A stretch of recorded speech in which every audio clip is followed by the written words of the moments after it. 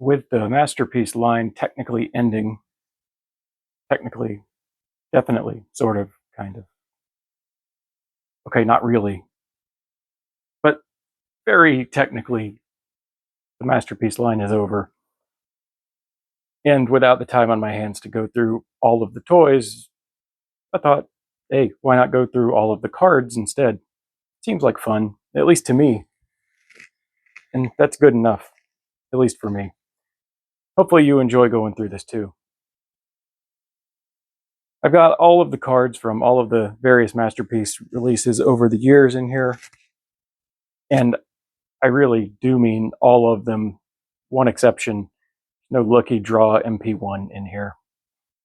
How could I, right? I'm a fake fan. I'm sorry. Let's just dive into it.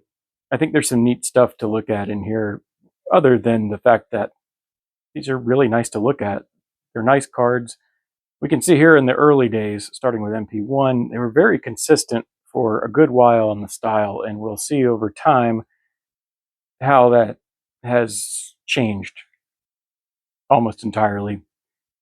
There's also going to be some one-off things that don't quite match that style, but at least for your initial round of releases, very, very consistent look. If you have any Vinyltech toys, you will also notice that their cards are in this same style, because really, Vinyltechs go with this MP1 pretty darn well. So let's look at some interesting things here. Now, you may be wondering, why do I have two MP1 convoys? This is for the first release. This was from MP1L, the Last Shot convoy, which has that extra stamping on the back, different graphics in his arm communicators. But the cards in this instance are very, very close to identical. Have you caught the difference? And I don't do this very often, so if the camera setup sucks, then you may not have even had a chance to catch the difference. Couple things. You can see the top there, Masterpiece, 2 words, whereas everything else except for MP2 just has it as 1 word. Also, the copyright information. You'll see the Takara copyright 2003, but remember 1L occurred after the merger with Tomy. For the younger audience watching, Takara and Tomy were 2 separate companies when Masterpiece started. By the time MP1L came out, that acquisition or merger, I don't remember the terms, it's been too long, was all Tomy, or Takara Tomy as we colloquially know them. So your copyright's a difference, and then the graphics on the top, maybe a little bit of coloring difference, but sometimes that's excusable just between the runs anyway. Sometimes not. We'll see some of that going forward. The only other really interesting thing on this page, I think, is Convoy Sleep Mode. Now you'll notice this has a serial number on it. It's a serialized card. And this says C10087, Universal Century, out of 2010. There were 2010 copies made of this toy, except it's actually 4020. You can see the C here. This is because what I have is the Asian release of the toy, the Asian market, Chinese market, however you want to think of that. There is a variant of this card if you had the Japanese release of the toy, and as far as I know, there's no difference at all in the toys. It's only in the cards. If anyone knows differently, maybe I don't want to know, but please do let me know. Regardless, on the cards from the Japanese releases, you will actually see a different number there, and I think there's some slightly different formatting to the text, and it has this extra text that will say serial number in Japan. So you can have different appearances of this card depending on what market your copy originally came from. Kind of neat. Now I keep these in these clear pages so that you can see the back before I flip, in case anyone was wondering this was from a knockoff. Pretend it's not there. Don't know if all of those will come through, but the backs of these, you've got a lot of text I can't read, but also a shot of the actual toy in various modes, and then the tech spec numbers. Moving on to our second page of things here, starting with our good old Golden Gun Man, Gold Megatron. Definitely Zeron, right? No, not at all. MP6, 7, 8.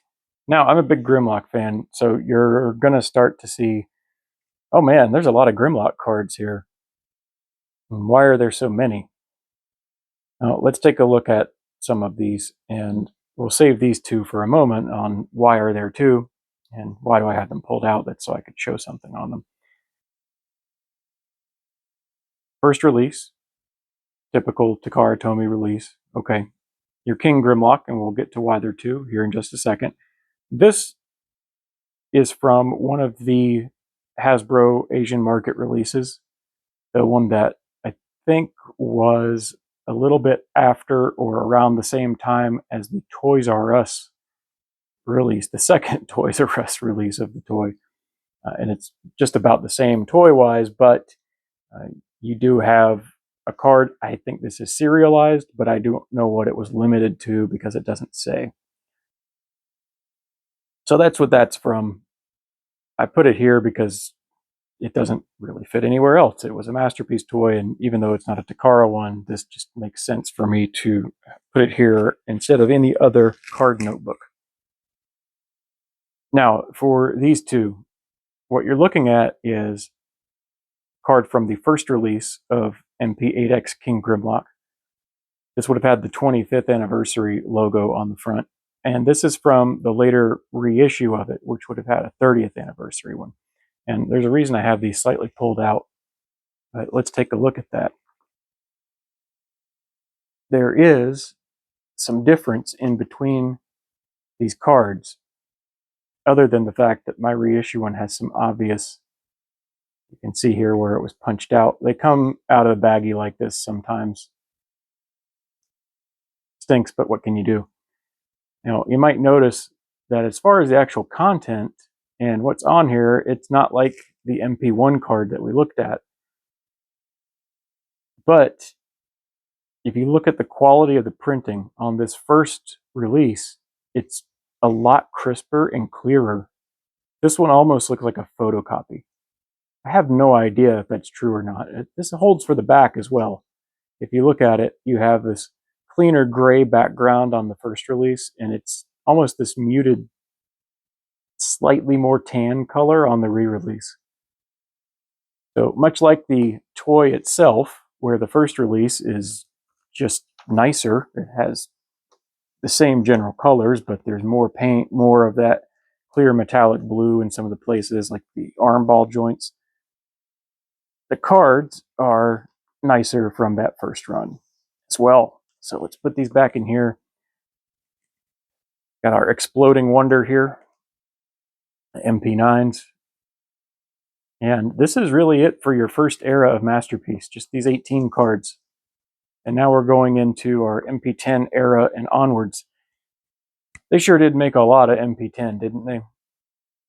Yeah, they sure did. I've got Golden Lagoon Convoy stuck in here again because to me he's a masterpiece, even if technically this is a Generations series, and there are other cards. There were other cards with those, but those weren't for Masterpiece toys. They were Titans Return recolors. So, or Power of the Primes recolors, Combiner Wars recolors. That's not Masterpiece. That toy was, even if the series technically was not. So I have it living here with all of the MP10s. And trust me, I was very tempted to not do that because there's one more over here. So if I took him out, I'd have all those officially MP line MP10s all on one page. But I didn't. I just kept it here. So there's your Golden Lagoon Convoy with all of these other guys. LeBron Voy, your Bapes, Eva. In case you're wondering on how I have these organized, roughly, I think, by order of release. I could alphabetize them, right? You have MP10, 10A, then 10B. But then I feel like if I did that, I'd have to put 7-Eleven behind everything, right? Can't believe they stopped at 60. We're 61 through 710. Come on. Let's move to the next page here. MP11, another one that they sure did make a lot of, huh? So we start with Starscream, going through Sunstorm, Skywarp, Thundercracker, and our Coneheads. You'll notice, again, I have two of this MP11 SW right here. First release, Hasbro Asia. This one had a 30th anniversary logo on the box. This was the reissue, if you will, from Takara for the Japanese market a couple years later, or it was just their release, if you want to think of it that way. This is where I wanted to show that there can be differences just between the production runs that I don't necessarily think are a on purpose difference. So let's pull these out. Got them started just to make it a little bit easier. Here you go. So here's your first release version and your second. You'll notice this reissue is off center. This is better than the first copy I had. Thank you to my friend Bob for trading me on that. The first copy I had was not only way off center, but so askew that parts of the artwork weren't even visible on the card. They were cut off. I don't know if that goes for the whole run, but it's happened twice at least. Now, you'll note that there looks to maybe be a little bit of a difference in the coloring, but then if I compare the backgrounds, there's a difference too. It's almost like there's a slight little bit of a gray overlay on this or something. And that may be why they look different. The actual toys are barely different. Here you can kind of see, well, again, I don't know if the camera's going to pick it up, but you've got slightly lighter purple than on the second release. If we flip them over, you sort of see the same thing. There's more contrast on this. Unfortunately, it's also off center. So that's why there are two of these. So let's get them put back in here, and then we'll move on. We're going to run out of interesting things pretty soon and just get into, hey, look at all these toys that they made, and look at all these cards that came with them. That's fine too. Our supercars and Soundwave, so all of our various Lambors. These two, I can't really find any difference in the cards. Even in all this legalese, I looked and there's not really any difference. But in case you're curious, this was the one that came with the first release of Lambor. This came with the Transformers Expo version. And if you'll remember, that one didn't have an Autobot symbol on its hood. You had to, if you wanted one there, apply it as a sticker. And if you didn't want one there, you could just leave it off. I left it off of mine just so that they could, at least the toys, retain some difference. But this is another case where the card in the box was completely the same for both of them. There's no difference in those cards.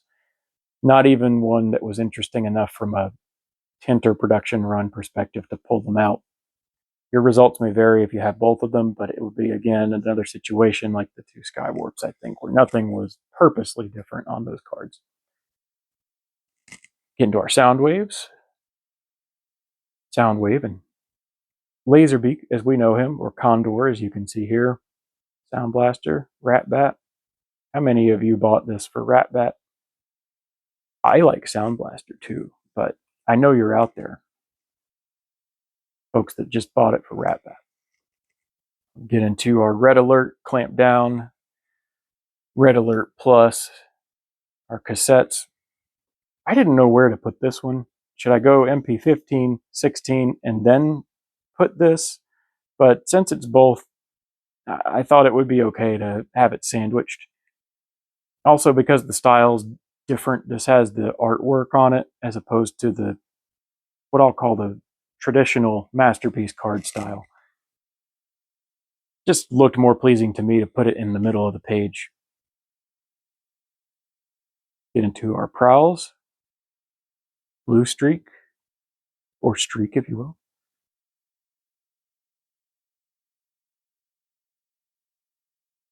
And yet more supercars. Wasn't this a fun time to collect Masterpiece? I've got one other thing here to pull a couple out. I find this interesting. So around the time we get to 21G and then some of these other plus versions, so this is also going to apply to 20 and 20 plus, I think 19 and 19 plus, but this was the first this was the first instance of this that I could see looking through the binder. And I'm just going to go with the blue streak since it was right next to him. And I don't know how well the camera is going to pick this up. But there's a change in the cardstock used here. Now, this is going to be really hard to see on here. You can almost tell from the little bit of corner edging, whatever that's going on there. Much thicker cardstock used for a while on some of these cards, whereas this is going to feel more like your typical trading card you would open from a pack, got a little bit of give. This feels more like a solid piece of cardboard. I don't want to flex it too much. I'm afraid I'll crease the thing, and that's no fun. Now, I have no earthly idea what, if anything, that indicates about these. I just thought it was interesting. I don't know. It's a fun fact, at any rate.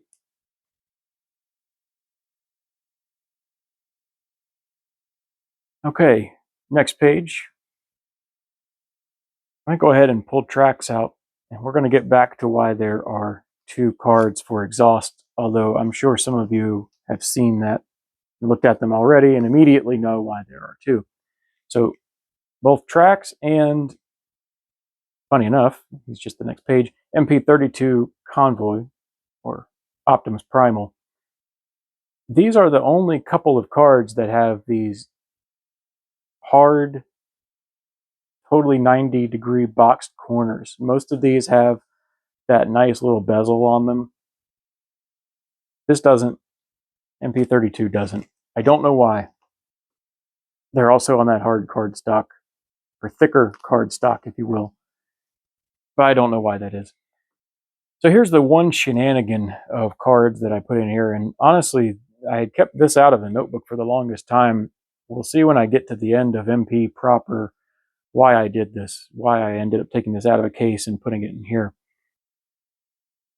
This is the one that came with the toy. And this is one of the cards that was going to be included with the toy before they had to change the deco, because Philip Morris's lawyers said, hey, nah, bro, MSA, we can't have it look like this. So this is the one that actually came with it. You can see how that red cuts off. Looking at them, I'll say, I'm assuming they just did this in Photoshop, but they did pretty good. It's really hard to tell that they altered this. And this is just the original. So only own one of that toy. I don't own the toy of the unaltered one. It's unreleased, heinously expensive. I wonder what would cost more. Unaltered MP23 or the Lucky Draw MP1. Probably the Lucky Draw. Who are we kidding? Then we move through. We got Star Saber. He feels out of place these days, right? Weird release. I know it was a fan's choice, but weird release in hindsight. All of our tracks and various repaints. Again, tracks had that very boxy look, and then the repaints don't. Another thing that I think is maybe a little strange about this era is when they used the traditional style versus the artwork. And the artwork is more of what we see now. And most of what we're going to see, if not all, going forward from here in this book. But then there are these one-off things like Loud Pedal that used the more traditional design. If anybody out there's ever made customs of all of these with this design, I would be really interested to get a set of those. Now we get into just the next page of stuff. We have Beast Wars start to pop in. I really like the look of these. Now these have a pretty consistent design going throughout them for a bit here, if not throughout the entire run of the Beast Wars cards so far. Hopefully Rat Trap will keep that up.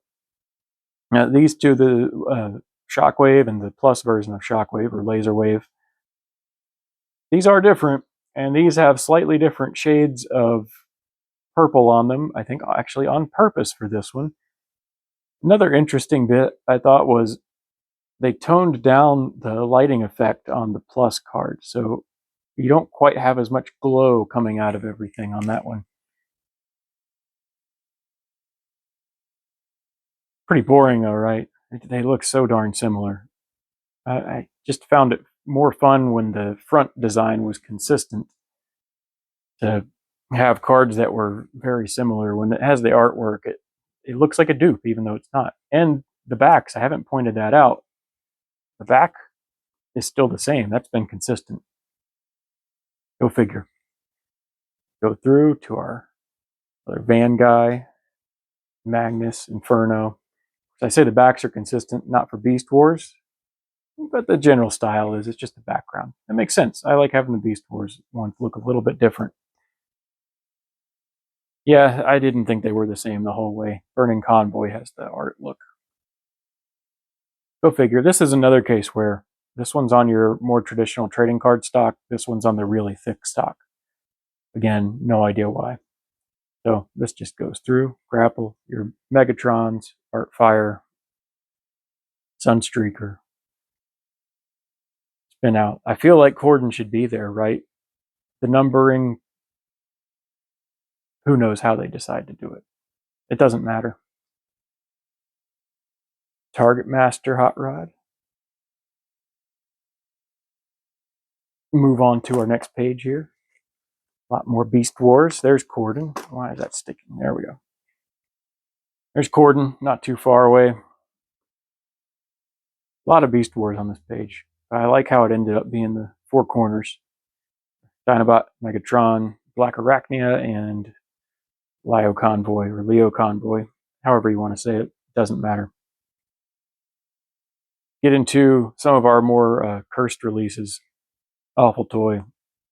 Wonderful toy that loves to crumble. Too bad. Kind of a neat card, too. Maybe they put both of those on there because they know you're going to buy two so that it doesn't explode. Well, I guess they did that for some of these others. I can say that with the art. I do think that's a cool way to get both modes on the front of the card instead of having to always flip it over to see the other mode. I have to find a positive in it. And it's nice art. It looks very nice. Still just like that old style. We'll get into just the next round of things. 48 plus, there's Tigatron, get into RC. First couple versions of Skids there with Skids and Crosscut. No space. Gotta love that. Senator Crosscut. It's all one word. It's right here. Counts. No. It's two words. Just should have been a space there. MP52s. Pretty nice artwork on that. I wish they connected. They look like they're supposed to connect, but they don't. The backgrounds here don't connect at all. Maybe if you put them dead next to each other and step 10 feet away, it would look like they did. But they don't.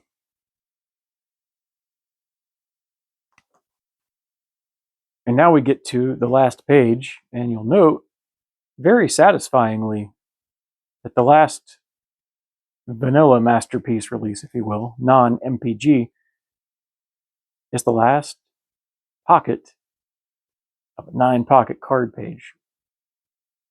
And that's why I put that extra MP23 card in the binder after years of having it in a hard case. Because this is just satisfying to me. So our later releases there, Burnout, Reboost. Again, why is this one 53 plus B? Why is this one 54? Why was Crosscut 53 plus? Why did we stick numbers at the end of a plus? Is B a variable? What's the value? We'll never know. And it doesn't matter. Trailbreaker, Rigorous. Skyfire, another way too fragile toy. And that's it for the MP cards. From here, we move on to, now I stuck the MPM cards for 1 and 2 here.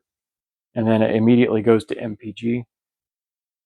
As far as I know, starting with the Japanese release of MPM3, going on to the very soon after MPM4, no cards.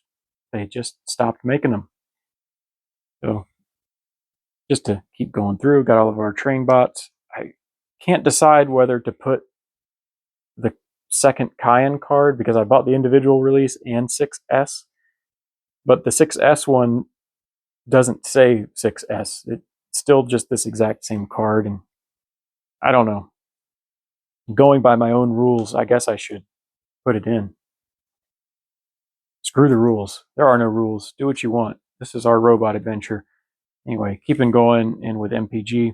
If you're watching this even 3 weeks from now, this is going to be out of date because we've got 12 and 13 coming out at the end of this month. And I've already got a blank page in here to allow for some future releases.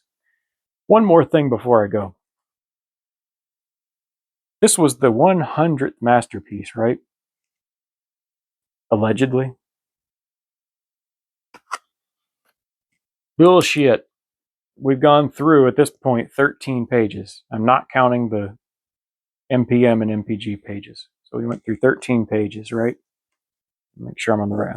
This is the right side to write on. So 13 pages times 9. What is that going to get us? Here we are, 2. 117. Uh-oh. They said 100. Now, let's be fair. I did some shenanigans, right? I think it's reasonable not to include all of these 117. So let's remove a few from the list. There was our 8X first run. I don't think that needs to count.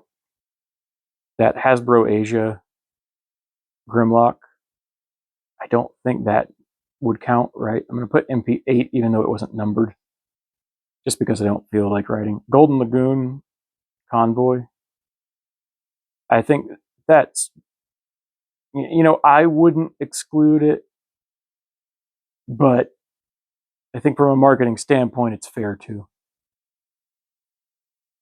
MP11 SW, I think it's fair to take that out because kind of a reissue, even though kind of not. And then, of course, my MP23 unaltered card shenanigans. So what does that get us? That's 5 to take out. That's 112. But wait, there's more. In Takara's own list of those 100, and you can check what that is in the manual for MP60. They include a toy that did not have a card, and as far as I know, it is only a packaging variant. That was MP11A Acid Storm. So he goes back on the list. And in case you are wondering, the Expo Lambor, all that other stuff was on their list. What does that get us? Oh shit. Oh shit. It's 113.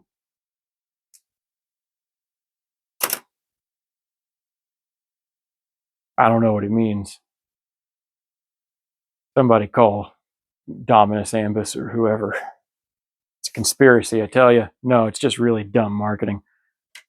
Let's ignore 13 toys so we can say 60 equals 100. Dumb. All right, hopefully this video wasn't too dumb. Hopefully it sounds and looks okay. If it doesn't, I'm not going to redo it. At least not right now. Maybe one day I'll have the time to go through all of these toys and talk about those on a video. In the meantime, thanks for watching.